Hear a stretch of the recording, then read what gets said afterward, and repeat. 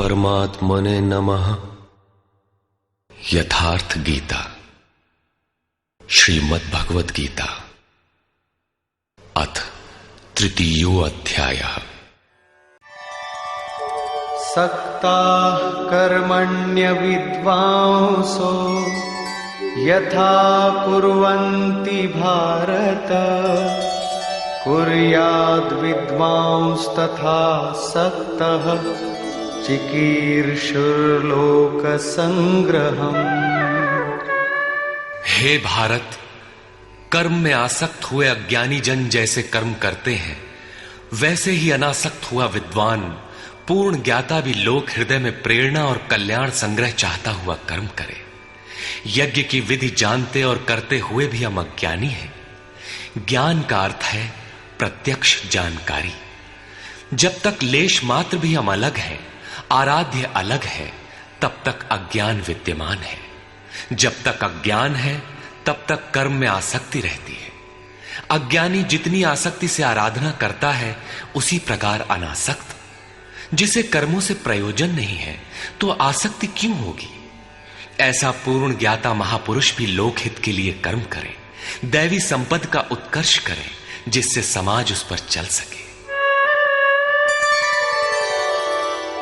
न बुद्धिभेदं जनयेद् अज्ञानां कर्मसंगिनां, जोषयेत् सर्वकर्माणि विद्वान् युक्तः समाचरन्। ज्ञानी पुरुषों को चाहिए कि कर्मों में आसक्ति वाले अज्ञानियों की बुद्धि में भ्रम न पैदा करें, अर्थात स्वरूपस्थ महापुरुष ध्यान दें कि उनके किसी आचरण से पीछे वालों के मन में कर्म के प्रति अश्रद्धा न उत्पन्न हो जाए।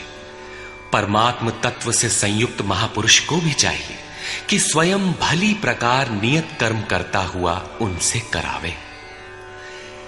यही कारण था कि पूज्य महाराज जी वृद्धावस्था में भी रात के 2 बजे ही उठकर बैठ जाएं, खांसने लगे। 3 बजे बोलने लगे, उठो मिट्टी के पुतलो। सब उठकर चिंतन में लग जाएं तो स्वयं थोड़ा लेट जाएं। कुछ देर बाद फिर उठकर बैठ जाएं, कहें, तुम लोग सोचते हो कि महाराज सो रहे हैं, किंतु मैं सोता नहीं, श्वास में लगा हूं। वृद्धावस्था का शरीर है, बैठने में कष्ट होता है, इसी से मैं पड़ा रहता हूं। लेकिन तुम्हें तो स्थिर और सीधे बैठकर चिंतन में लगना है।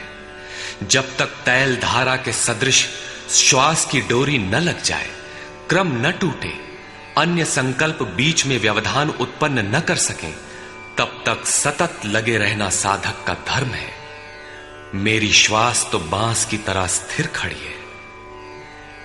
यही कारण है कि अनुयायियों से कराने के लिए वो महापुरुष भली प्रकार कर्म में बरतता है। जिस गुण को सिखावे, उसे करके दिखावे। इस प्रकार स्वरूपस्थ महापुरुष को भी चाहिए कि स्वयं कर्म करता हुआ साधकों को भी आराधना में लगाए रहे। साधक भी श्रद्धापूर्वक आराधना में लगे, किंतु चाहे ज्ञान योगी हो अथवा समर्पण भाव वाला निष्काम कर्म योगी हो, साधक में साधना का अहंकार नहीं आना चाहिए।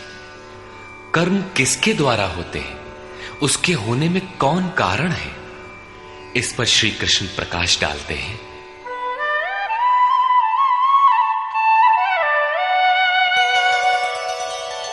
प्रकृते क्रियमाणानि गुणैः कर्माणि सर्वशः, अहंकार विमूढ़ात्मा कर्ताहमिति मन्यते। आरंभ से पूर्ति पर्यंत संपूर्ण कर्म प्रकृति के गुणों द्वारा किए जाते हैं। फिर भी अहंकार से विशेष मूढ़ पुरुष मैं करता हूं ऐसा मान लेता है। यह कैसे माना जाए कि आराधना प्रकृति के गुणों द्वारा होती है? ऐसा किसने देखा? इस पर कहते हैं, तत्ववित्तु महाबाहो गुणकर्म विभागयोः गुणागुणेषु वर्तन्ते इति मत्वा न सज्जते। हे महाबाहु, गुण और कर्म के विभाग को तत्वविद परम तत्व परमात्मा की जानकारी वाले महापुरुषों ने देखा और संपूर्ण गुण गुणों में बरत रहे। ऐसा मानकर वे गुण और कर्मों के कर्तापन में आसक्त नहीं होते। यहां तत्व का अर्थ परम तत्व परमात्मा है, न कि 5 या 25 तत्व जैसा कि लोग गणना करते हैं। योगेश्वर श्री कृष्ण के शब्दों में तत्व एकमात्र परमात्मा है, अन्य कोई तत्व है ही नहीं। गुणों को पार करके परम तत्व परमात्मा में स्थित महापुरुष गुण के अनुसार कर्मों का विभाजन देख पाते हैं। तामसी गुण रहेगा तो उसका कार्य होगा आलस्य, निद्रा, प्रमाद, कर्म में प्रवृत्त न होने का स्वभाव। राजसी गुण रहेंगे तो आराधना में पीछे न हटने का स्वभाव, शौर्य, स्वामी भाव से कर्म होगा। और सात्विक गुण कार्यरत होने पर ध्यान, समाधि, अनुभवी उपलब्धि, धारावाहिक चिंतन, सरलता स्वभाव में होगी। गुण परिवर्तनशील है। प्रत्यक्षदर्शी ज्ञानी ही देख पाता है कि गुणों के अनुरूप कर्मों का उत्कर्ष अपकर्ष होता है। गुण अपना कार्य करा लेते हैं, अर्थात गुण गुणों में बरतते हैं।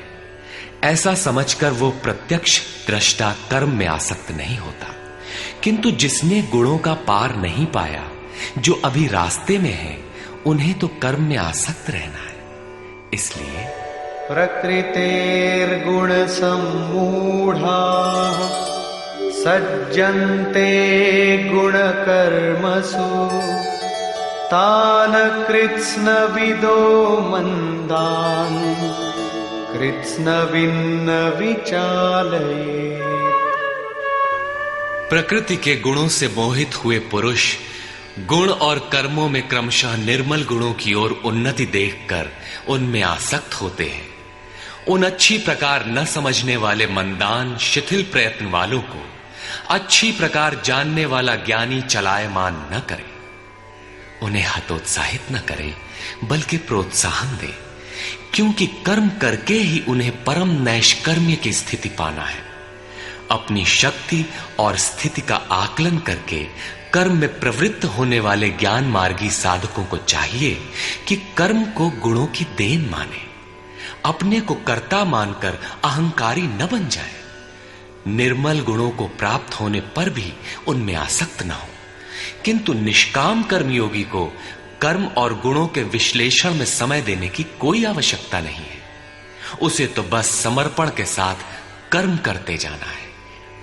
कौन गुण आ जा रहा है, ये देखना इष्ट की जिम्मेदारी हो जाती है। गुणों का परिवर्तन और क्रम क्रम से उत्थान वो इष्ट की ही देन मानता है और कर्म होने को भी उन्हीं की देन मानता है।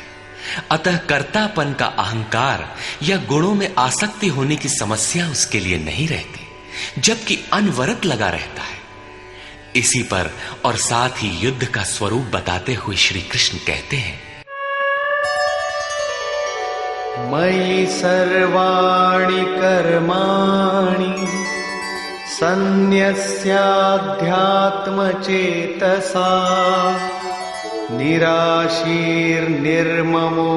भूत्वा युध्यस्व विगतज्वरः। इसलिए अर्जुन, तू अध्यात्म चेतसा अंतरात्मा में चित्त का निरोध करके ध्यानस्थ होकर संपूर्ण कर्मों का मुझ में अर्पण करके आशा रहित, ममता रहित और संताप रहित होकर युद्ध कर। जब चित्त ध्यान में स्थित है, लेश मात्र भी कहीं आशा नहीं, कर्म में ममत्व नहीं है, असफलता का संताप नहीं है, तो वो पुरुष कौन सा युद्ध करेगा? जब सब ओर से चित्त सिमटकर हृदय देश में निरुद्ध होता जा रहा है, तो वो लड़ेगा किस लिए, किससे और वहां है कौन? वास्तव में जब आप ध्यान में प्रवेश करेंगे, तभी युद्ध का सही स्वरूप खड़ा होता है। तो काम क्रोध, राग द्वेष, आशा तृष्णा इत्यादि विकारों का समूह, विजातीय प्रवृत्तियां जो कुरु कहलाती हैं, संसार में प्रवृत्ति देती ही रहती है, बाधा के रूप में भयंकर आक्रमण करती है। बस इनका पार पाना ही युद्ध है। इनको मिटाते हुए अंतरात्मा में सिमटते जाना, ध्यानस्थ होते जाना ही यथार्थ युद्ध है। इसी पर पुनः बल देते हैं। ये मे मतमिदं नित्यम् अनुतिष्ठन्ति मानवाः श्रद्धावन्तो न सूयन्तो मुच्यन्ते तेऽपि कर्मभिः। अर्जुन, जो कोई मनुष्य दोष दृष्टि से रहित होकर श्रद्धा भाव समर्पण से संयुक्त हुआ, सदा मेरे इस मत के अनुसार बरतते हैं कि युद्ध कर वे पुरुष भी संपूर्ण कर्मों से छूट जाते हैं। योगेश्वर का यह आश्वासन किसी हिंदू, मुसलमान या ईसाई के लिए नहीं, अपितु मानव मात्र के लिए है। उनका मत है कि युद्ध कर। इससे ऐसा प्रतीत होता है कि यह उपदेश युद्ध वालों के लिए था। अर्जुन के समक्ष तो सौभाग्य से विश्व युद्ध की संरचना थी। आपके सामने तो कोई युद्ध नहीं है। आप गीता के पीछे क्यों पड़े हैं? क्योंकि कर्मों से छूटने का उपाय तो युद्ध करने वालों के लिए है, किंतु ऐसा कुछ नहीं है। वस्तुतः यह अंतर्देश की लड़ाई है। क्षेत्र और क्षेत्रज्ञ का, विद्या और अविद्या का, धर्म क्षेत्र और कुरुक्षेत्र का संघर्ष है।